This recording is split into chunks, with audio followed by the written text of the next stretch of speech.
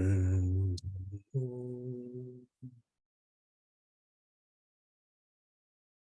mm,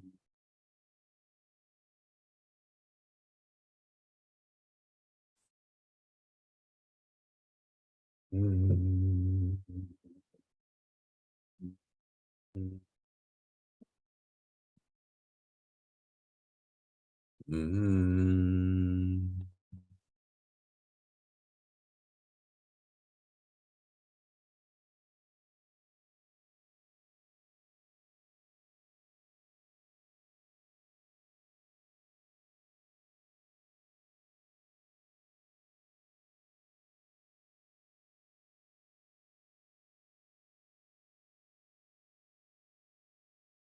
mm, mm.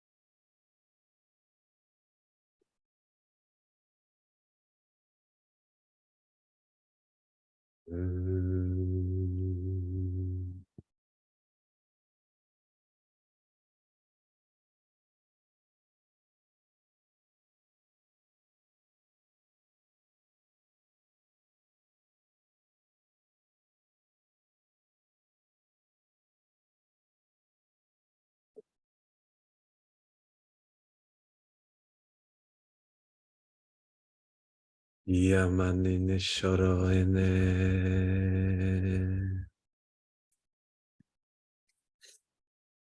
Iyanama.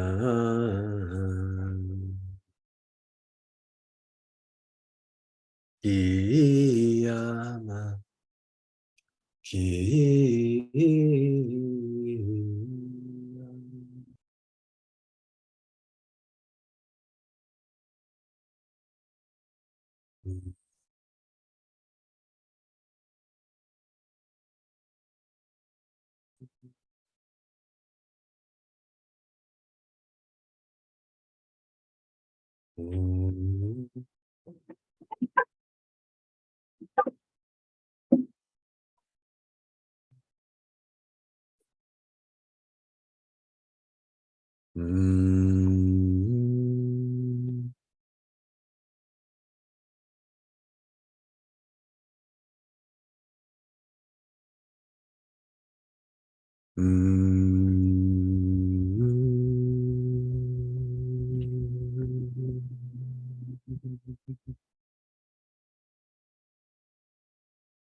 Yamaneshare fore. Iaga.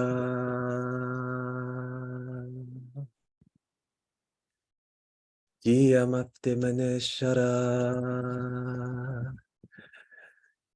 Iaga.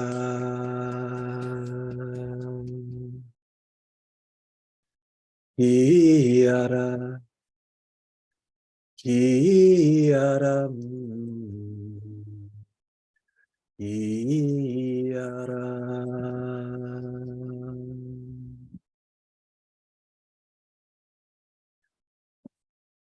Iara masim sharom nekilera.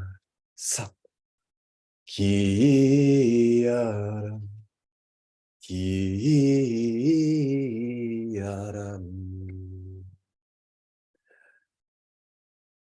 Ki. Ki.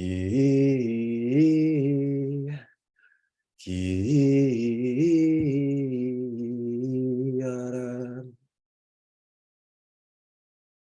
Sara muftenish. Kumanirtata. Shinifte mokora. Shi mireftak. Kia moner shafti borops. Aponinish. Kineftipatromash takaramat irapsh. Kineftim araftimish tokoroman erishtik. Shit iremaftamakoromastitrium. Shiftimarpateteramash tokarati enemas. Kine parasapodemelestetra. Istri, istri, istri.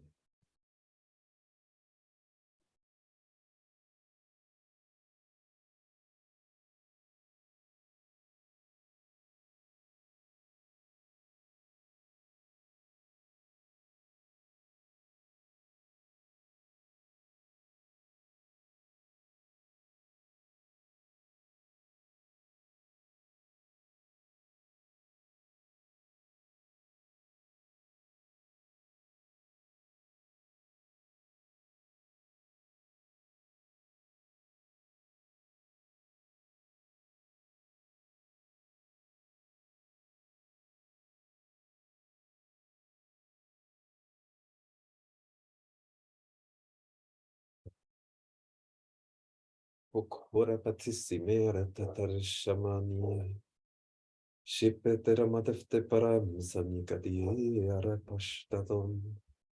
Sitini marat ashtamakoron. Kiara.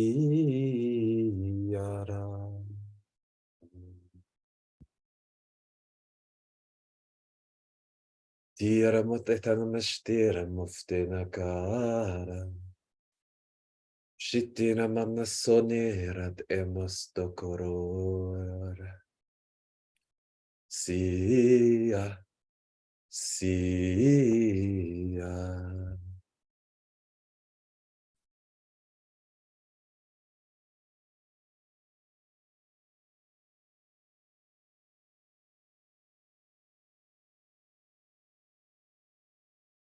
Mia nenarmut eret esadan. Mia mot enet eresaram.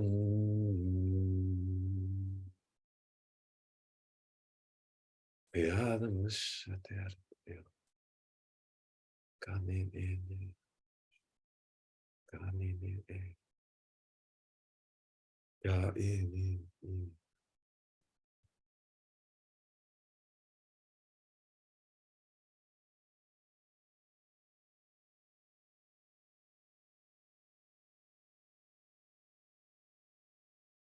Mm.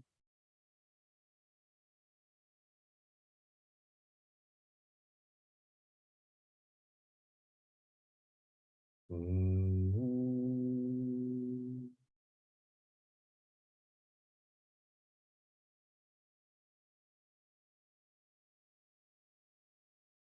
Mm.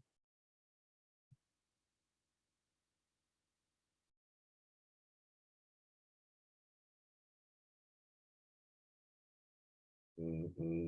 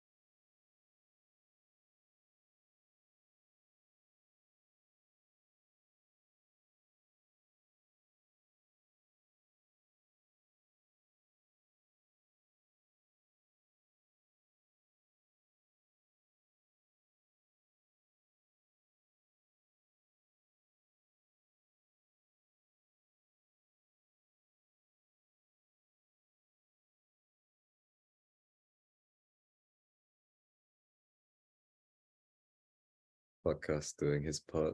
Pod Rocks doing his part.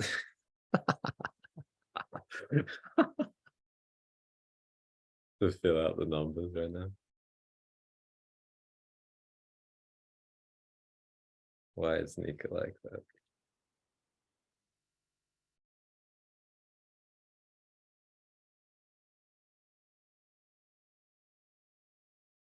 I don't think I'll ever live down calling Pod Rock podcast.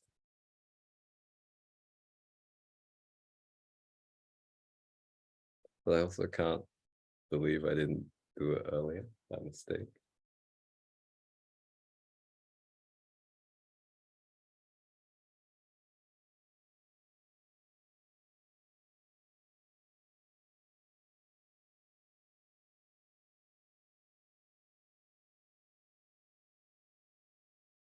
Am I on 2 strikes now because I mentioned it again?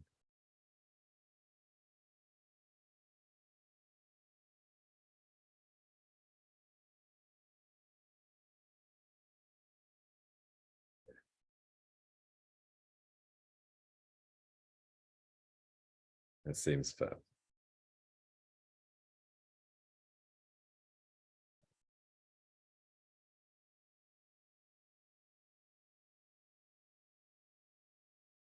No wonder you're a tender.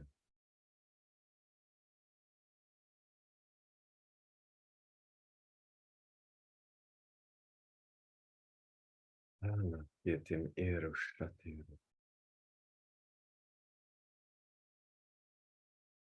Ni anif tepestorota. Apsa.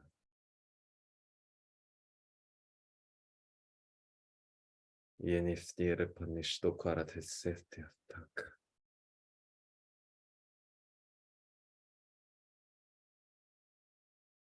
Saripi paropakinine pistoranen.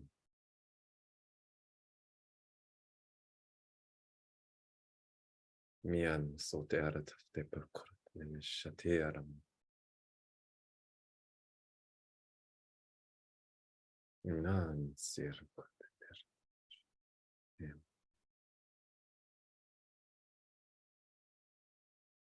Ni sepun sirshtir.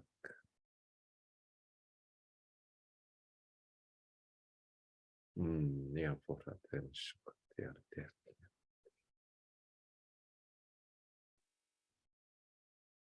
In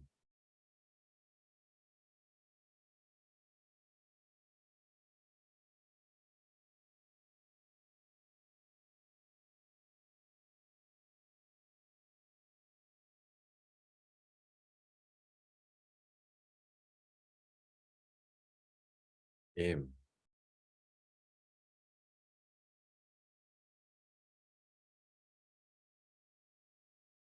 So I get the sense that today I want to talk about Lionsgate.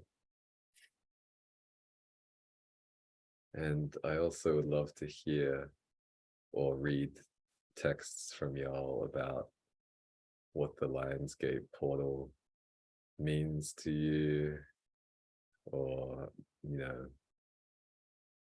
anything you want to say about the Lionsgate portal, including LALW.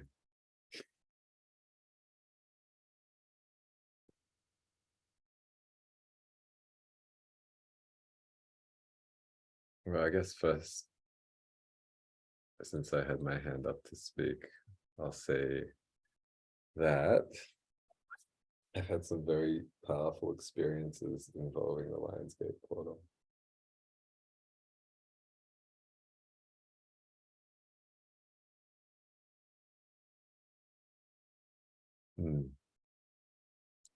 So I guess unless somebody else wants to talk about Lionsgate, I'll talk about some of my experiences with the Lionsgate portal in 2021. And I guess it kind of starts out because I met up with somebody who, like I would say that it felt like our paths aligned. I'm getting nudges about like whether or not to like repeat the guarantee of why am I like this. But I will. So yeah, like, what I say pretty much every time is something along the lines of my guarantee as Nobu Hojimi Shan, channeler of the soul complex known as Red Star Green Cloud, or otherwise known as the heart chakra of Sekhmet, according to my gnosis, or Levantara. Yeah, the guarantee that Red Star Green Cloud makes for this container is that nothing that the one known as Noble Hajime-chan will do or allow in this containment, which takes place within a complex of astral bodies. Nothing that happens in this container will result in the creation or reification of karma, and at least one enmeshment between two different souls or space-time contexts in the realm that y'all know as 3D. I don't usually talk like this. At least one enmeshment between two souls or space-time contexts in the realm that we know as 3D will be disenmeshed, but probably many more. And I welcome y'all to let me know if you feel that this guarantee is not being delivered upon or fulfilled. And it'll be my pleasure to refine through the offering of repair. Or I'm guided to say tikkun, even though I don't feel like I have the right to say it. But some people said it to me, and people say qigong all the time. So I feel like I have the right to say it, and I also have the right to be corrected on my usage of the term tikkun. But yeah, I think the concept of tikkun olam, or repairing the world, feels like very present in the container right now.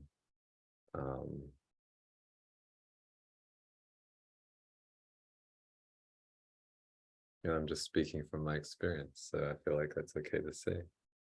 And I can be told that I'm like completely off.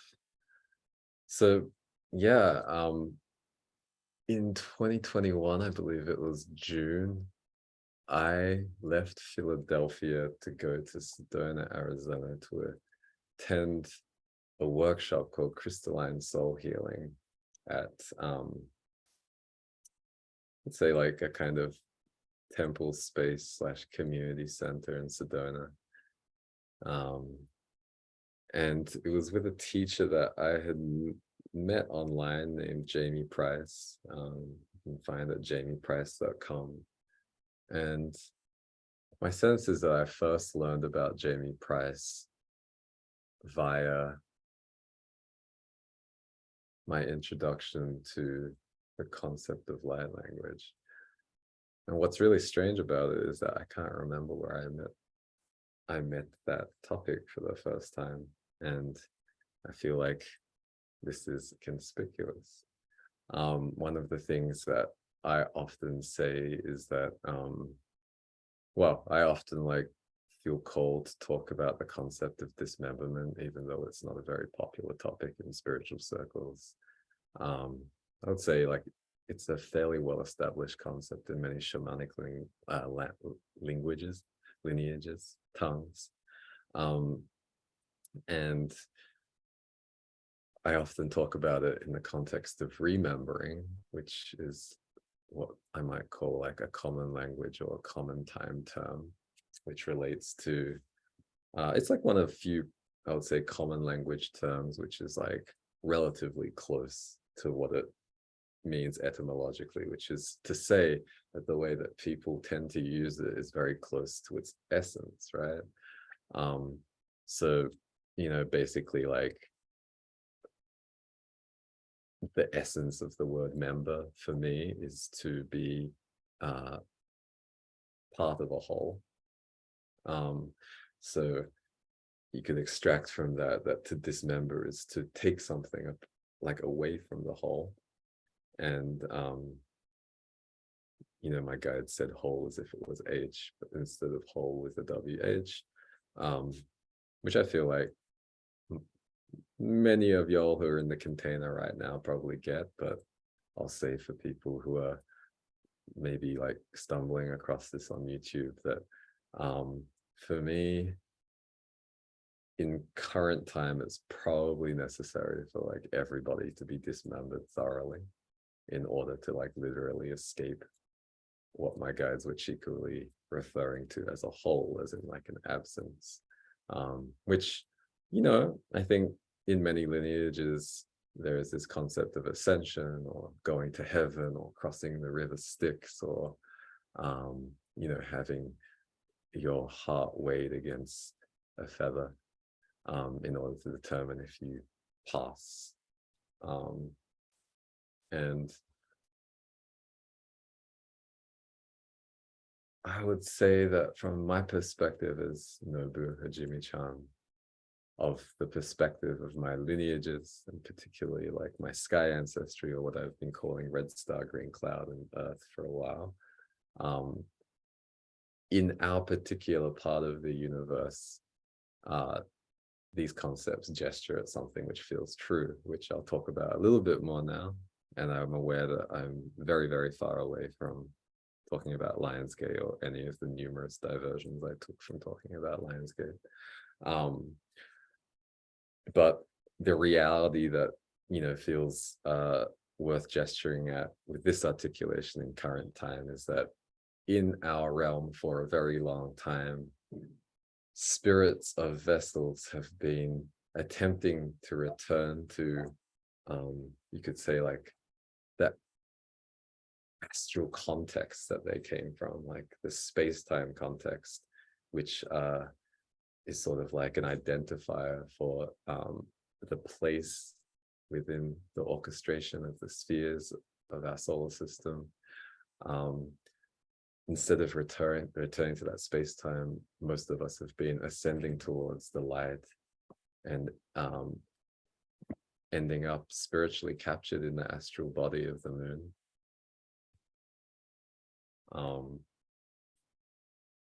And when my guides were cheekily saying that dismemberment was part of that process of taking a part away from the whole, they were sort of referring to, in a sense, like the necessity of dismemberment in current time based on the requirement of, you could say, like going to heaven or ascending or returning to the space-time context which our souls came from, so that we can access the time space from which we can access all space-times in this realm and sometimes in vaster realms. Forgot how cool it was to talk about this stuff. I was very tired today. In order to clear the karmic accumulations that you could say, like, first, like, lock us into this like ascension loop of being recycled in the moon and losing all of our memories and depriving the wisdom of the universe from the attention and the awareness and the balance of attention and awareness between space-time context that occurs within our lifetimes, within our realms. So not only do we have to like clear the karmic accumulation that locks us into that ascension loop, but also we need to like clear enough karma so that you could say the space-time of our bodies, or you could say our spirits, are legible enough to be admitted into our books of tea as books of life, right? And I've referred to like books of life and books of tea previously within the room container, within the 000 container, within Why Am I Like This, probably a little bit on Twitter as well, or X. But yeah, I would say that you could refer to the book of tea as well, first I'll say that like when we read books in space-time, we more or less read them in linear time. And then a lot of books are actually like taking place in linear time. And there are books which don't take place in linear time, like experimental novels and stuff, but we still read them in linear time. And I would say a book of tea is like a similar concept with space within time space. So you could consider like the book of tea like a linear exploration of an entire time space of a single space-time context as it accumulates intelligence and wisdom through the addition of each book of life. But as I was saying, in order for a book of life to be added to a book of tea, it needs to like ascend, or you could say it needs to become legible. And I would say that it's karmic accumulation, which stops a book of life from becoming legible enough to be admitted into a book of tea. So if you imagine, like, for example, you were trying to drag a channel called Glossary from the culture category into the archive category, you could imagine that there is some karmic accumulation within the data or the metadata that represents a channel called Glossary. And when we try to move it into the archive category, and the synchronicity of this is cracking me up right now, but it gets rejected because the archive category is like, I have no idea what the fuck this is. It's just like Sudoku and like amphetamines and guilt and grafting and executive function. I guess I'll pause there for a second and I will get back to talking about dismembering and remembering and Lionsgate of 2021. But does it make sense for everybody?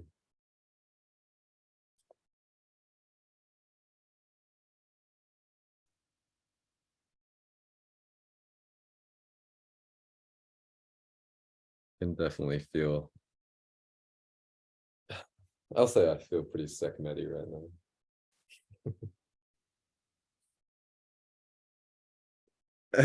Doing math gives. LOL, yes, makes sense. Okay. Cool. Thank you for reflecting. Please tell me if it doesn't make sense also. Does it not make sense to anybody? You don't have to articulate how it doesn't make sense. You can just be like, ah, or whatever, if you like. Okay. Well, yeah, so I was talking about dismembering and remembering, and then I kind of went on this little tangent into like recycling the moon. And somebody's asking me to elaborate on being recycled into the moon. And yeah, I guess what's kind of coming through for me is that like, well, okay. Yeah, you heard it right. I think, yeah, I mean, what you said aligns with what I said. So, I'd say like there are correlates in the archetypes relating to the moon between different lineages. So, I'd say like in Western astrology, even like pretty like old astrology, not just like New Age astrology, the moon is associated with like the people versus like the sun is like the government or like the ruler, right? And the moon is associated with the body. The moon is associated with emotion. And I would say that how that relates to my understanding of Eastern subtle body lineages is that the moon relates to unresolved ancestral energy. And when I mean unresolved ancestral energy, I mean that it refers to spiritual energy which like left bodies that died. And then because it was distorted by karmic accumulation, and also because most of our bodies, I would say, are configured I don't know why I'm making all these faces. It's Sekhmet's fault. All of our bodies are like configured, and you could say our belief systems are configured into like this idea that we're supposed to like go towards the light when we die. Then all of that unresolved energy ends up in the moon. It's not like it tries to go back to the space-time context or the soul from which it came. It's that like it doesn't even know that it's supposed to. So then it kind of like, you know, again, like I would say there are like some subtle body mechanics which relate to you could say almost like,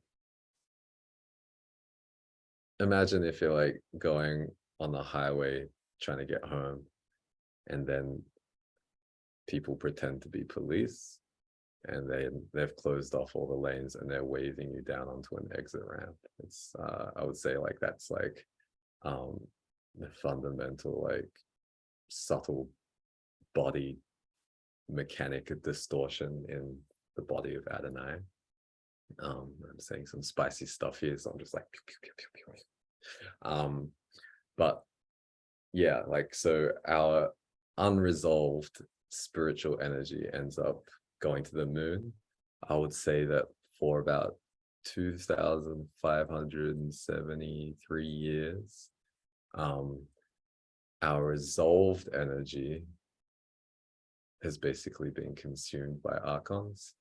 And you could say that like the behavioral patterns which clung to distorted ancestral energy and also like distorted it in a somewhat autocatalytic dynamic ended up in the moon. And then that became almost like, you could say like the solar wind of our astral. So like you could say that like in our dream worlds, there's always this wind. And of course, like there are structures within the astral that protect us from this wind. But I would say for the most part, like most people in human bodies and feline bodies, and I would say like life forms which have subtle anatomies, which include the so-called higher heart.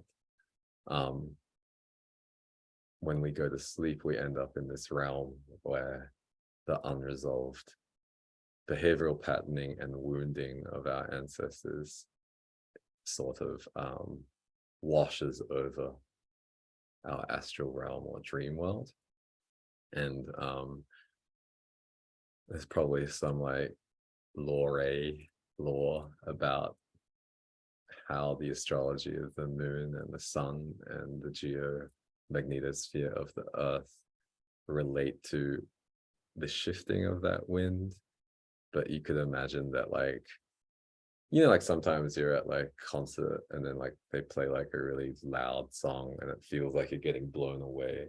You could say that like the music of the spheres relates very much to like what comes, I want to say, downwind from that repository of unresolved ancestral energy that we call the moon, or I call the moon. We, by some definition of we, that does not have to include you. And for the most part, I would say that that astral wind of unresolved ancestral energy ends up reifying unresolved ancestral energy, which sort of like steepens the slope to getting out of this realm when we die, and then having our spirits rejoin our books of time. I'm not familiar with anthroposophy. I don't think it's quite the same, but I also feel like that's being held outside of my field right now. Yeah, does that answer your question about, is that elaborate enough? I'm trying to ask this again in a non-passive aggressive way. Just like why is it that you can't say, is that elaborate enough, without feeling like it might be passive aggressive. Oh, it's because of the fucking astral wind, the fucking unresolved ancestral energy that relates to the primary distortion of the body of Adonai, which is also what causes El, who is like kind of like the god that most humans have been making covenants with for around 2,573 years, is what I said maybe. It's like what causes that spirit to be compartmentalized. Is that enough for you? Gosh, there's so much corruption in this realm. From the perspective of the vessel known as Noble Hujimi-chan, of the perspective of the soul complex known as Red Star Green Cloud, the heart chakra of Sirius, or the deity that's sometimes known as Sekhem or Sekhmet or Sekhem. Yeah, so we're talking about Lionsgate. So yeah, going back to like dismembering and remembering. Yeah, I was saying that for me or for us, the word remember is like pretty close in its common time usage or common language usage. And I think the connection between languages and time is very interesting. And maybe we can talk about it in another way. I might like this, but you know, when we talk about remembering, it's like I kind of want to know like what you'll like how you would describe what remembering feels like. Is that cool? And you can unmute or you can just text, and if no one says anything in like 10 seconds, I'll just say what it feels like to me. Nico, what does remembering feel like to you? Well, I would say like remembering in its common language time usage to me feels like somebody says something and then like it's almost like I'm like pressed up against like whatever they're talking about. So if they're talking about like a time and space, I'll feel like, you know, I'm kind of like not really like in that time and space, but it's almost like my body's kind of like pressed into it and not necessarily like my body, right? And that's what remembering feels like to me when someone like describes something. And I'd say like remembering to me, like when I'm just like kind of meditating and things fall through, tends to be like a little bit more distant. More like I would say like a terma, right? Like an accumulation of space and time contexts, which can be pretty crystalline, but can also have impurities in it, like most crystals. And often when I say that I'm trying to like clarify the karma around something, or if I just need to say, like, if I say like I need to meditate on something, is because I'm getting some kind of sense of a terma on the periphery of my field.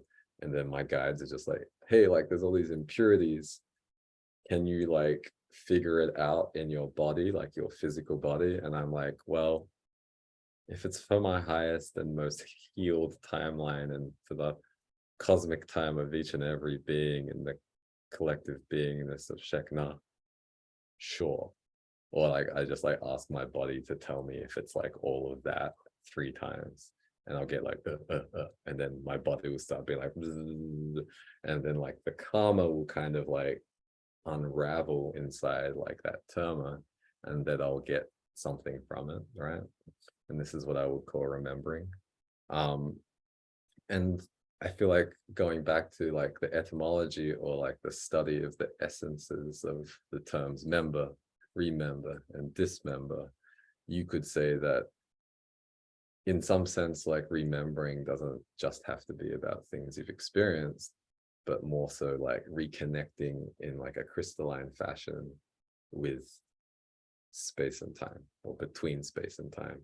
And that can be between like the space-time fabric of like our bodies, can be between the space-time fabric of containers like this, where we're sharing space and time with like some kind of like latency, and some other stuff like Zoom stuff. And you know, it also relates to remembering space and time between different space and time fabrics, right? So I feel like I've talked in Why Am I Like This before about how space-time fabrics become legible when we kind of have like the symbolic materia, or you could say the subtle body skill to identify parallels between space fabrics and time fabrics, and then the way that space and time fabrics relate to each other in each space-time fabric. Um, so um, going back to Lionsgate of 2020 or 2021, I'd say like the last few years are like difficult to remember for me. But I was talking about how I couldn't remember how I first encountered light language. And often when I can't remember something, I feel like I need to dismember something which obstructs remembering, right? So I need to take a part out of the whole so that the whole can become whole and therefore like remembered. Hopefully that's not too like patronizing for any of y'all. So I am dismembering a part of myself, which is like a wall between space-time contexts, which remember the time before I understood about light language, and space-time contexts, which don't remember, they're not connected to that space and time blob, so that I can try to reconstruct a timeline where I can see a perspective which feels like it explains why I know anything about light language or Jamie Price. And my sense is that there is no space-time linear crystallinity as we know what space-time linear crystallinity Christianity feels like in our matrix, because my understanding or my walking of timelines where I began to discover light language is like akin to what some people call like reality plane jumps or timeline jumps, in the sense that instead of like navigating choices that presented themselves to me based on my ability to conceptually navigate my experience,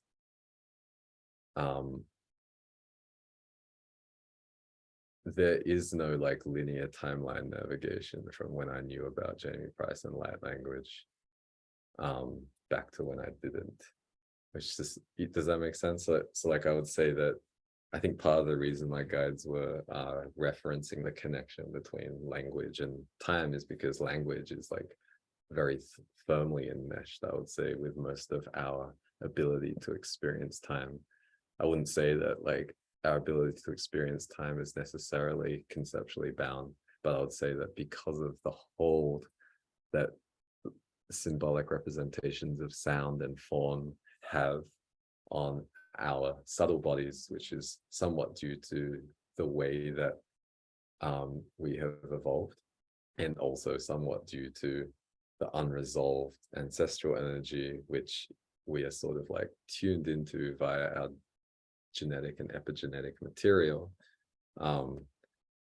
It's very hard for us to experience time and possibility and like dimensionality upwards of, say, choice and possibility in ways which are more similar to the ways that beings from, let's say, the space-time fabric of Vega or the space-time fabric of Sirius A or B, soon to be C, and Alpha Centauri and Saturn and aspects of lunar consciousness are able to understand time. Like most of us in current time in 3D Earth, let's say, to use a slightly buzzy term, and to like dismember things which are attracted by it, which want to come up in my field. You could say that we tend to experience time through the lens of separation, like me, I'm like motioning to my solar plexus versus other people in other solar plexuses, and I'm like of course, like offering codes for trying to find your own articulations of what I'm saying. You know, like that separation like very firmly influences the way that we experience like choice, right? It's like, what can I do? Like, what do, you know, where can I be? How can I feel? You know, what can I eat? What can I fuck? Who can I attack? Who can I talk to, etc. And all of these things I think are very like linguistically and conceptually bound. They present to us as choices, and then we make choices, and then we navigate time through these choices, right? And very rarely do we navigate time through possibility, which, you know, in some frameworks is like the sixth dimension. And I would say that, yeah, it feels like what's being shown to me is that it was an interesting, very difficult for me to perceive in this dimensionality. It was a very interesting maneuver which had me navigate onto reality planes and timelines where I understood about light language. So I don't feel like I can further explain how I understood, I came to understand light language and Jamie Price. But if y'all feel like you can make offerings to help me resolve my karma around that, or if you feel like you can sense that there's karma around that, then I would again welcome refinements. But I want to say that at some point I started seeing things which related to Jamie Price and light language.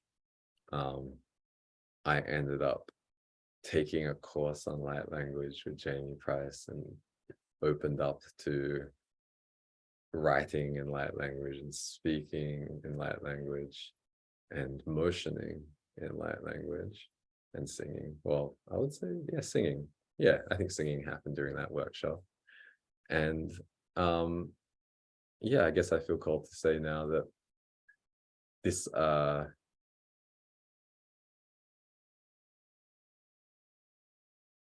this idea that light language can only express itself in certain forms, I would say, is somewhat egregoric. But I would say that from the perspective of, let's say, like Sekhmet, my sense is that it was a necessary egregore. Like it's an egregore which is like, has been useful, is useful. And I'll say that, like, you know, for most people, if you're just like, just channel art, like, a lot of, you know, there's like a ton of egregores around what it means to be an artist. Like a lot of people like, oh, I'm not an artist. Like I can't claim to be an artist. Some people are like, artists are gay.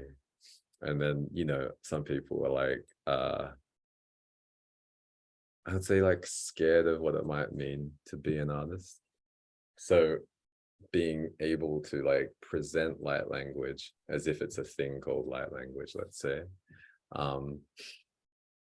being able to present light language as if like there are like forms or valid forms that it comes out as, like writing or speaking or, you know, making like motions and stuff like this, is not to say that those forms are like invalid, but I would say that like fundamentally, and I've said this before, for me light language is stuff that has the opposite dynamic of earth tongue.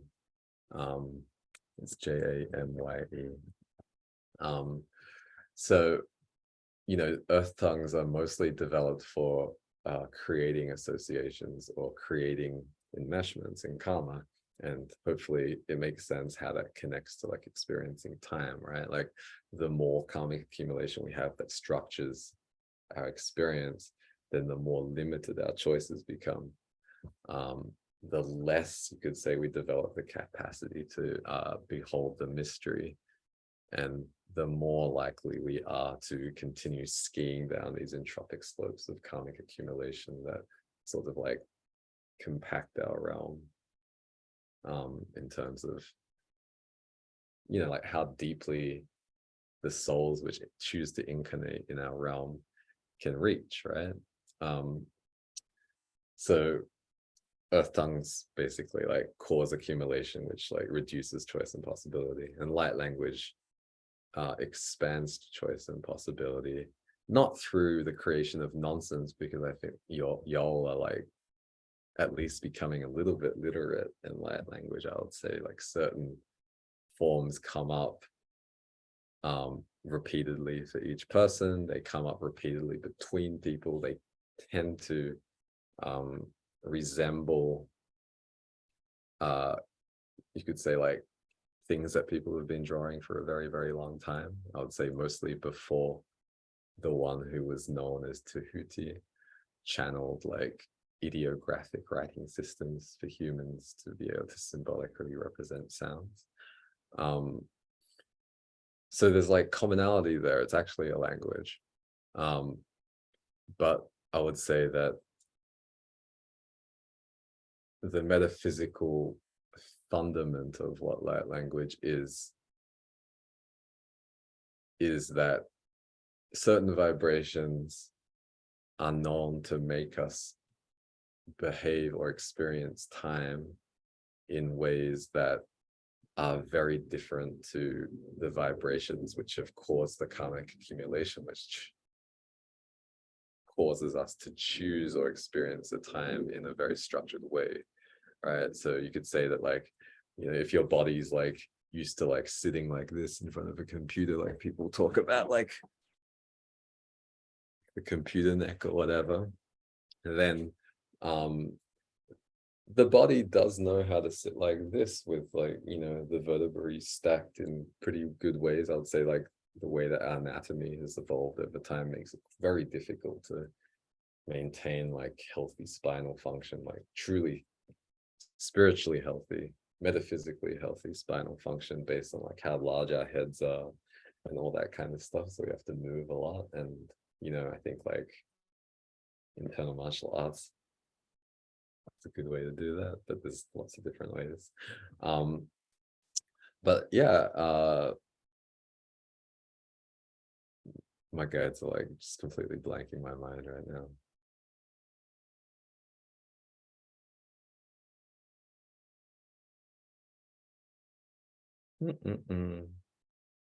Clearing some karmas to allow some more stuff through. Yeah, so basically, like, we know how, I'm remembering now, right? So like, I think I've talked in the past about how not being able to remember something is often a sign of karmic blockage, which needs to be resolved. Being able to remember stuff is usually being able to remember stuff in ways that other people can attest to being in alignment with is usually a good sense of like crystallinity of some sort. So you could say that like light language is in some ways sort of like the body of our universe, or the body of Earth, or like the body of like various space-time fabrics that we are a part of, attempting to like shift, you could say, like the bioelectric field such that the ways that we're now accustomed to moving by sitting in front of computers and like kind of like, you know, like velociraptor arm, like just beep beep beep beep, like we're trying to like morph the bioelectric field in ways that we haven't moved for a long time, but nonetheless know how to, which is why many things that come up in light language, I would say, tend to like feel ancient or primordial, because it's like, yeah, like sitting up straight after you've been sitting like this for a while. It's stuff that we've done before, otherwise we wouldn't be able to do it again as a collective human body. And it reminds like the body of humanity how to move more freely, or like, you know, specifically like in more spirally ways versus like more rigid ways. So I learned about light language in those specific forms from Jamie Price, and she announced a workshop called Crystalline Soul Healing, which is, I would say, it's like the way that Reiki relates to practices of the Ainu people of Japan is how crystalline soul healing relates to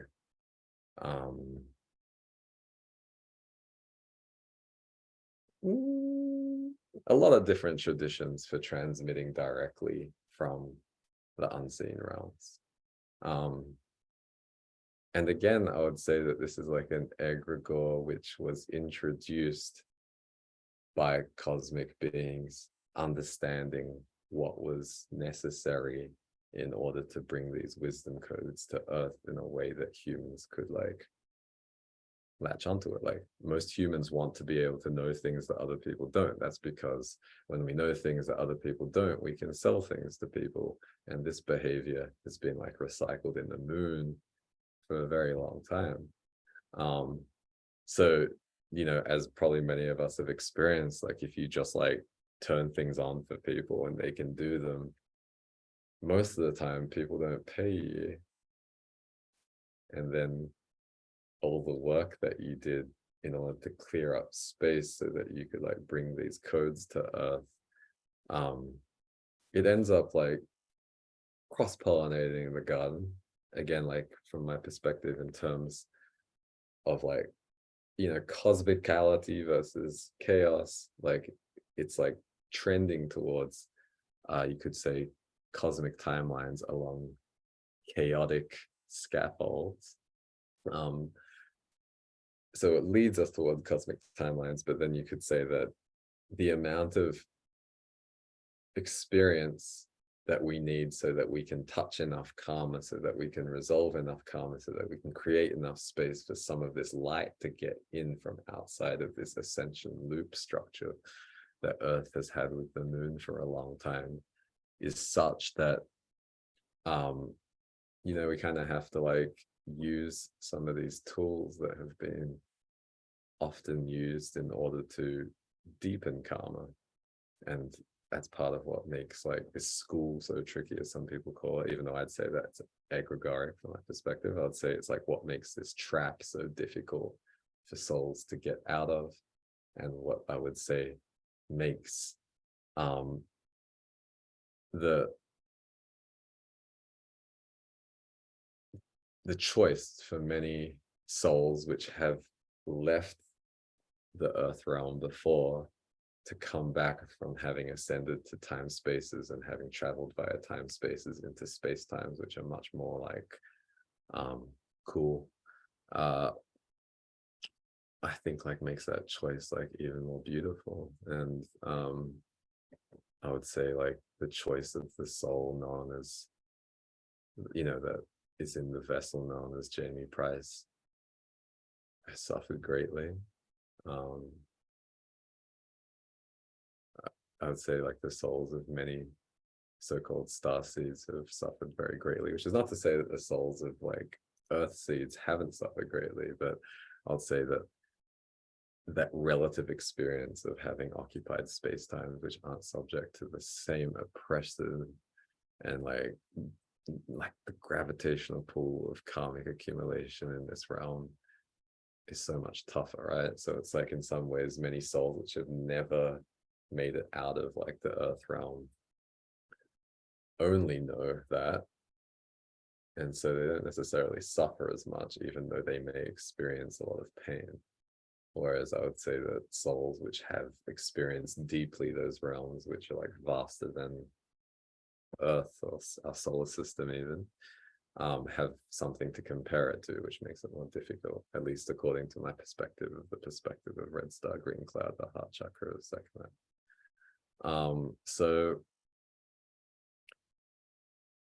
in June of 2021, I went to Sedona to attend the Crystalline Soul Healing Workshop, which was very helpful for me because I would say in my earth ancestry, there are many connections to lineages of direct transmission of, you know, like space-time crystals, you could say, or what I've called at times Krista, or like seeds, or you could say like portals, or like keys that open up space-time envelopes, which have been used to store different wisdoms by people of bond traditions, of traditions of many peoples of Turtle Island and, you know, Lemuria, the Aborigines of Australia have like stashed away a lot of like wisdom codes in space-time envelopes.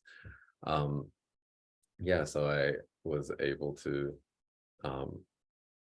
get a transmission from Jamie, which opened me up to understanding how to work with these tools. And then I would say that like the remembering between what she offered to me and all of these other traditions that my earth ancestry and my sky ancestry are part of, and I was remembering my connection to those two, allowed me to adapt and like give back to that lineage of crystalline soul healing from according to my senses, and then also like create this lineage that I call 000. But anyway, the reason I said I mentioned this, well, there's many reasons clearly why I've mentioned this, is that in Sedona I met another human who has a soul which is part of, I would say, the Vasta body of Sekhmet. And in the Lionsgate of 2021, we decided to like get together and channel together. And it was very strange. I would say that like it was the first time that I was channeling light language with my hands and my legs, and to an extent my toes. And I was just like lying on my back and like going like this and making noises. And this other person who I don't feel called to say the name of right now was doing the same stuff, I think, what she said. And then at some point, like her phone like just lost all its battery power, and we were both channeling for like half an hour or 45 minutes afterwards. And I texted her and I was like, are you cool? And she was like, yeah, I've been channeling for 45 minutes. And I just plugged my phone back in. And this all happened on the Lionsgate. And I won't say too much about like what I felt like we were channeling. I will refer to an Egyptian deity known as Ptah or Ptah, who I believe was like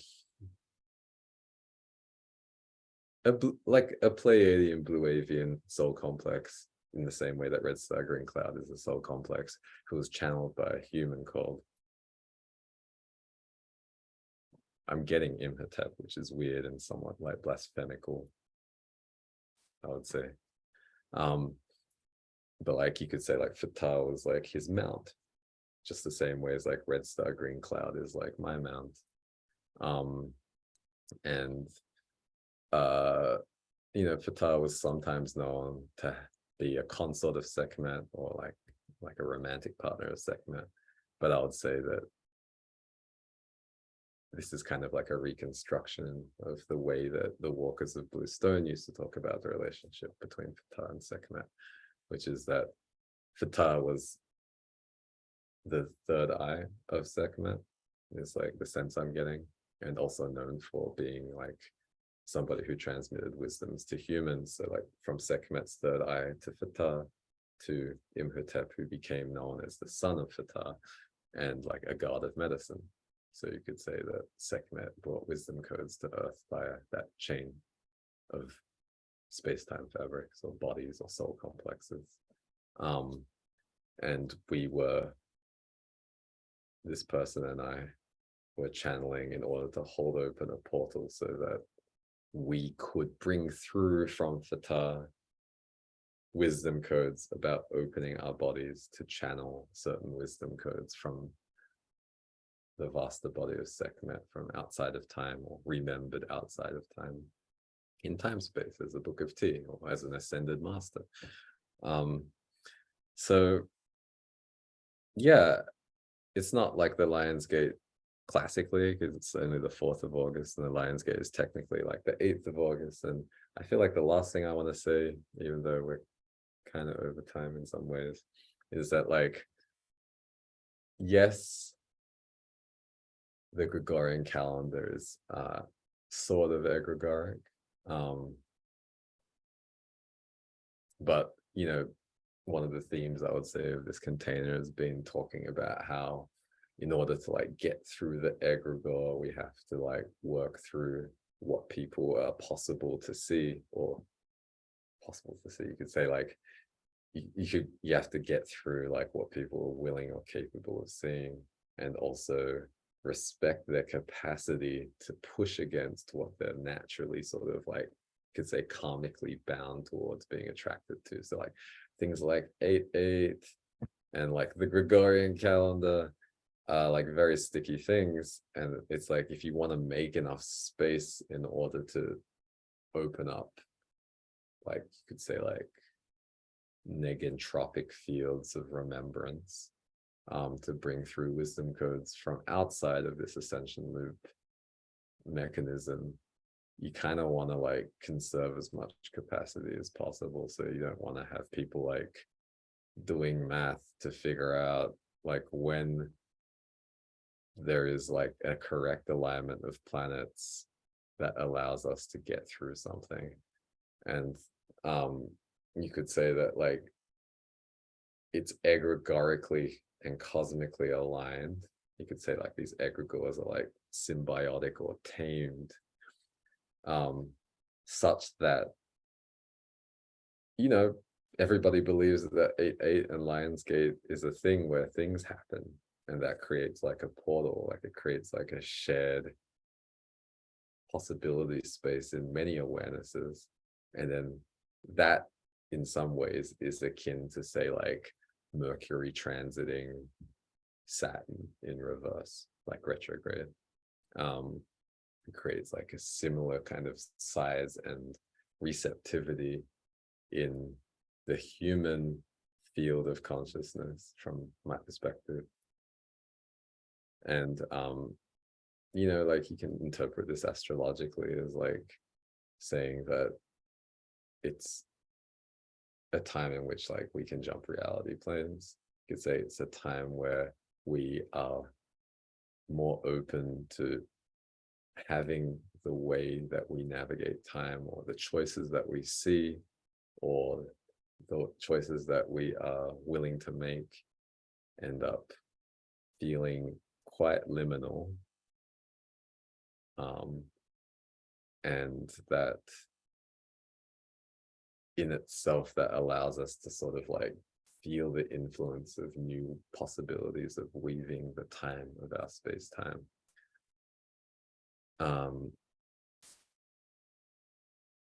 And I guess like I'll say that for this Lionsgate, like my feeling guided to use the word prediction, which is not something I often do. But I'd say like my prediction,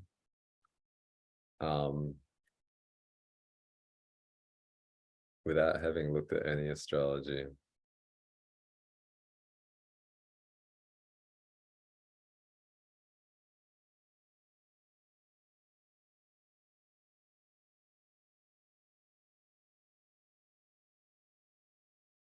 I feel like I'm having the opportunity to like resolve a lot of karma around Tahuti right now.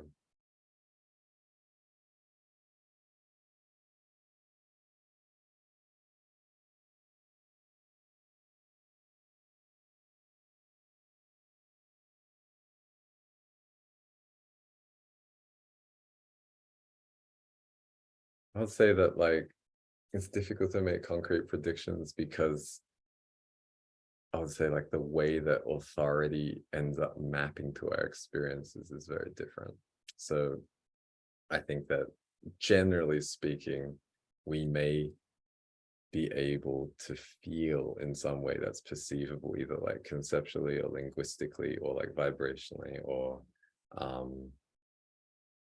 emotionally, or relationally,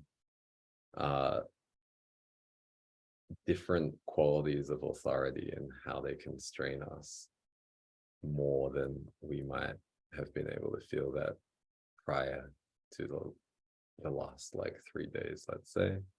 And then through becoming aware of how those textures of authority texture our experience, we may feel like it's possible to open up to different ways of responding to those textures of authority, like whether it's like ignoring them or like making fun of them or like naming them, calling them out.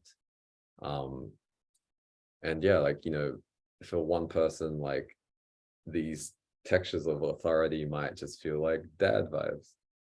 Like for me, I would say. For other people, it might feel like sort of like formally authority, like say like immigration authorities, or you know, like the law. I guess like for some other people, it might feel like the ways that their choice space and possibility spaces are textured by their relationships with family or romantic partners. And I would say that it's a good opportunity to feel into those textures, become aware of new possibilities. And I would say you'll be most cosmic if we choose loving ways to become sovereign or more sovereign, to arc towards like bigger choice and possibility spaces. I don't think it's like unusual that many different scientific discoveries are popping into reality. Like you could say that on these timelines that they're on, they've been like gestating for a while, but I would say that collective consciousness is becoming aware of them. And then this is also helping us to imagine different choice spaces and possibility spaces. And I guess like that's all I feel called to channel today on Lionsgate. Happy 8/8. Of course, I'll be recording this and uploading this to YouTube and putting it in the 000 space in the Broom. And I look forward to hearing what y'all make of this. Also, like hearing how the Lionsgate is like affecting your fields at any time, like now or post hoc. Or if you want to set intentions for Lionsgate in the channel for this recording, that's also cool. But I hope y'all have a great few days, whether you want to give us shade to the idea of Lionsgate or not, whether you believe my perspective, which is that it is an egregore which is symbiotic with cosmic space-time fabrics. I'll shut up now. Thanks for joining and peace.